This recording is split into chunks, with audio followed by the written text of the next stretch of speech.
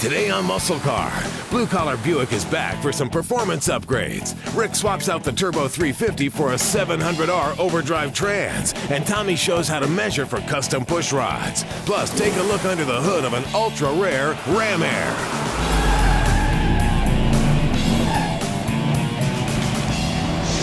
Hey guys, welcome to MuscleCar. Blue Collar Buick here has been a huge success, and we've taken a big boring beast and turned it into a cool cruiser / daily driver, and we did it all for under 10 grand. And most of you guys really seem to dig it. But we also caught a lot of flack from some Buick fans. The buzz on V8Buick.com says we're not doing justice to the 455. So we're going to take that as a challenge and turn old Blue Collar from a cruiser to a bruiser. With a hotter cam, better heads and intake, bigger carburetor and headers, we're expecting a 35 to 40% increase in horsepower. But before we do anything, we need to get a baseline.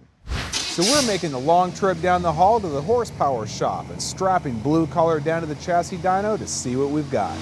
We know there's hidden power in tuning, but since upgrades are on their way, we're going to hold off until the new parts are installed.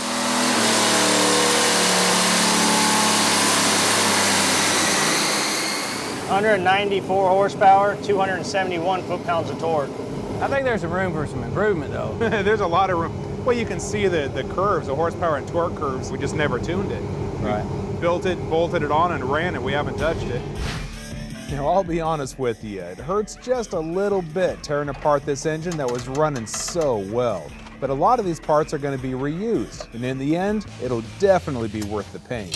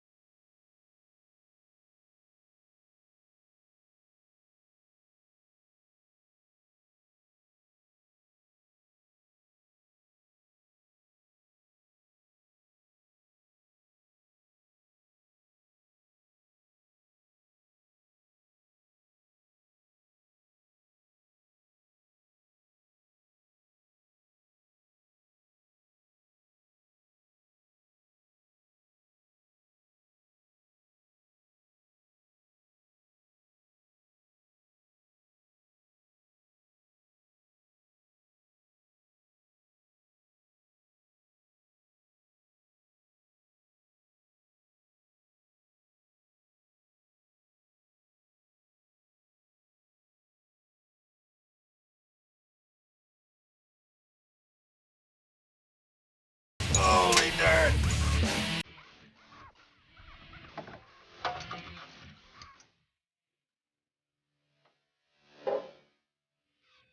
Now, when we originally built this engine, we had a pretty strict budget in mind. So we used a camshaft that would give us a few extra ponies, but didn't require us to upgrade any of the valve train.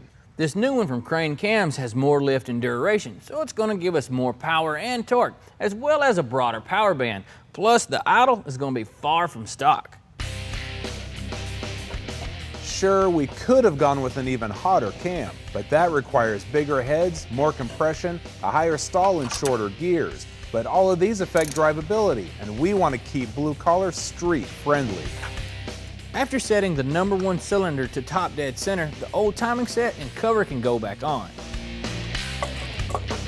Sometimes headers need to be set in place along with the engine. Since we didn't pull the engine, we need to make sure they're going to fit once the heads are on.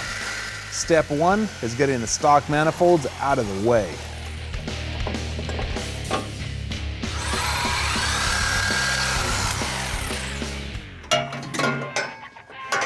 Oh yeah, dude, those drop right in.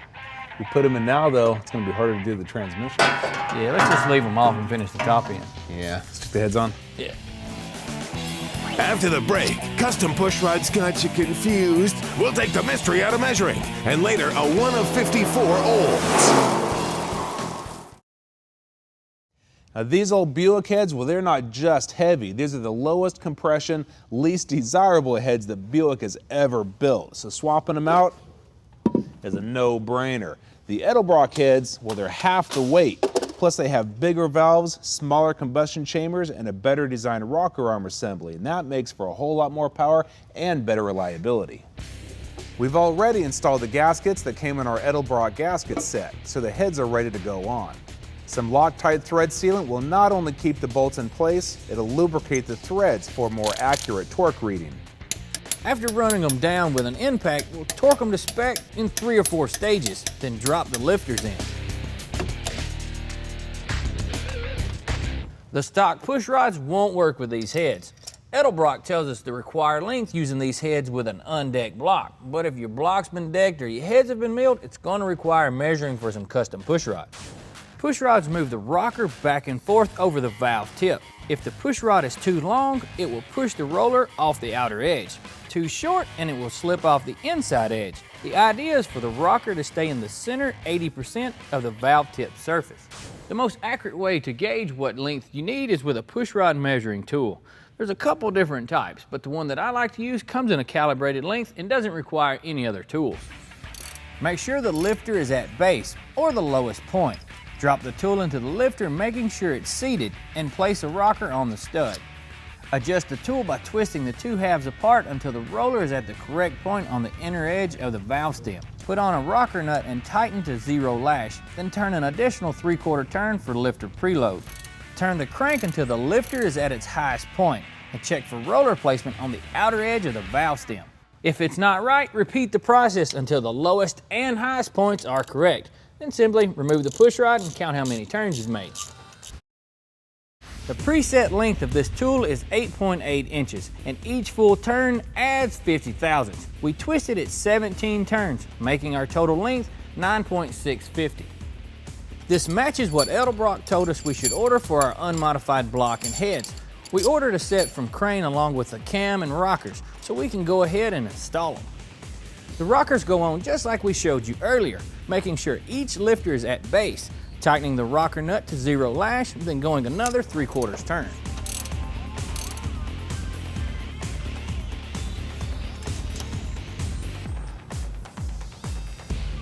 Edelbrock Performer intakes boost torque and give quicker throttle response. Plus, they're 50 pounds lighter than stock, and with their gaskets, no valley pan is required. With aluminum parts, it's important to use anti-seize on the bolts to prevent stripping and use the recommended torque sequence.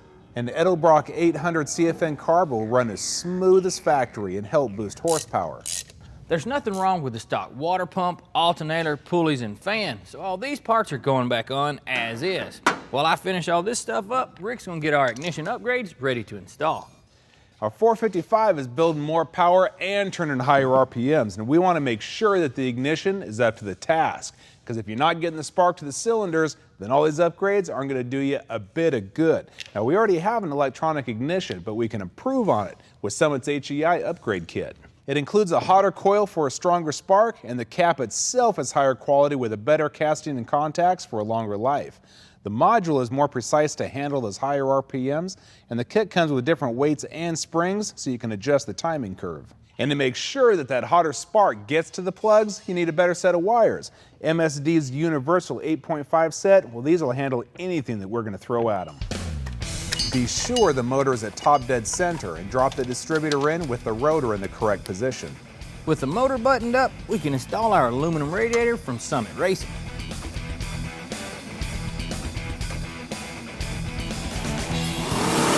Up next, this 442 has something special under the hood, and later a problem-solving crossmember mod. Today's Flashback, a 1966 Olds 442 W30. A lot of people that see the car at a show or see it on the street and think it's just a plain vanilla 442. They don't really know what lurks underneath the hood. That's because John 66 442 is equipped with the ultra-rare Ram Air package, known as the W30. Only 54 got the factory race setup that year, and this is number 10. Your only clues from the outside are the scoops inside the front bumper. Now, looking like some crazy two-headed shop vac, the scoops fed air through tubes directly into the air cleaner. The battery had to be moved to the trunk because the tubes got in the way. As if that wasn't wild enough, it's also outfitted with a 1-year-only tri-carb system called the L69. Utilizing a progressive mechanical linkage, it eliminated the lag time of the outer two carbs opening, which was common with the vacuum-assisted setups found on the GTOs. The powerhouse of the W30 was a specially tuned 400 cubic inch V8 with a hotter cam and high tension valve springs. In order to keep exhaust heat out of the carb, there was a heat riser shutoff valve in the intake. The engine was blueprinted on the bottom with looser tolerances because it was designed for drag racing. Rated at 360 horsepower, the truth was probably north of 400. But it wasn't just built for straight line go. Box lower control arms, front and rear stabilizer bars, and stiffer springs gave 442s a reputation as one of the best handling muscle cars ever. The rest of the car is bare bones, built on the low-level F85 body style. It's got dog dish hubcaps and bench seats. To save on weight, there's no heater or radio. The only option is the Rocket Rally Pack gauges, which were now round instead of horizontal. The mandatory Hurst 4-speed pulled a set of 411 gears, and it all rolled on skinny 7.5 by 14 red lines. The 66 models look pretty much like the 65s, except they got humped rear quarters and fender vents behind the front tires. 442s had a unique mesh grille and taillight treatment. Introduced in '64 to compete with the GTO, the numbers originally meant 4-barrel, 4 on the floor, and 2 exhaust pipes. But that kept changing as they added automatics and multi-carb setups. With the tri-carb, they should have called this one the 642. The W30 option wasn't advertised in '66. It wasn't even in the Olds brochure, so most folks still don't know it was offered that year. It was mainly targeted at racers as part of a win on Sunday, sell on Monday strategy. Well, it worked. The Brainbow Olds took the C stock title in '66, and Olds sold almost 22,000 442s that year. In '67, the W30 setup got the attention it deserved, and soon took on legendary status. John doesn't care how rare the car is. He still likes to run it hard, making 12-second quarters in stock condition. With performance like that, you wish this was your father's Oldsmobile. Coming up, a slush box swap out that'll stand up to our engine upgrades. You're watching MuscleCar. For a DVD copy of this episode, just go to PowerBlockTV.com and order your copy for just $5.95 plus shipping and handling. Start your own MuscleCar collection, delivered right to your door from the PowerBlock. Hey guys, welcome back. When we first put the drivetrain in this thing, we kept the original Turbo 350 just to keep costs down. But I've got my doubts whether or not this 35-year-old transmission here is going to hold up to all the extra power we're going to be getting out of this 455. So as long as we got to freshen something up, we might as well upgrade. The 700 R4 has a shorter first gear and an overdrive, so that means you can run a shorter rear gear for those stoplight battles, but still have the high-speed cruising capabilities of the overdrive. A TCI Super Street Fighter transmission is one step away from a full-on competition unit. All the internals have been upgraded to handle up to 600 horse, so that means we don't have to worry about twisting the guts out of that dude. When you're upgrading your drivetrain, make sure the converter is matched to your rear end gears and your engine specs. So too low of a stall and your motor could die at idle. Too high of a stall and it'll rev right past its power band before your car even starts to move. Now if you're not sure which one to get, call your supplier. They'll hook you up with the right one. All right guys, I know we've gone over this before, but it's important and it bears repeating. When you put a converter on, make sure that you get it lined up with both sets of splines, and the 2 tabs on the front of your pump are lined up with the 2 slots in the converter. If you don't get all of that lined up, then when you cinch it up against your engine, it'll put pressure on that front pump and crack it. So it should drop in twice. There's 1, and there's 2. Once it's all the way in, then you're good to go. Once the housing is bolted up, connect the coolant lines and TV cable, not to be confused with a kickdown cable. The TV cable controls the internal fluid pressure and must be adjusted correctly. Now, when you're switching from a Turbo 350 to a 700, you're gonna run into a few snags, but buddy, that's just part of hot rodding. One of the problems is that a 700 is a few inches longer than a 350. It's not that big of a deal. This one in particular though, the mount was a little bit lower than the factory 350. So what I'm doing is sliding the cross member back. I'm gonna extend a plate out forward to bolt it into. This is a pretty basic piece, but a template will still help with the design. 1/8-inch plate is plenty strong enough for this task and can be easily cut with a bandsaw or a plasma cutter.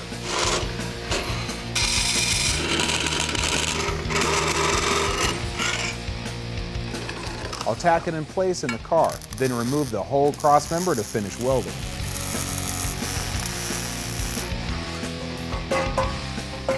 While Rick's finishing his piece, I'll shorten the exhaust to make room for the headers.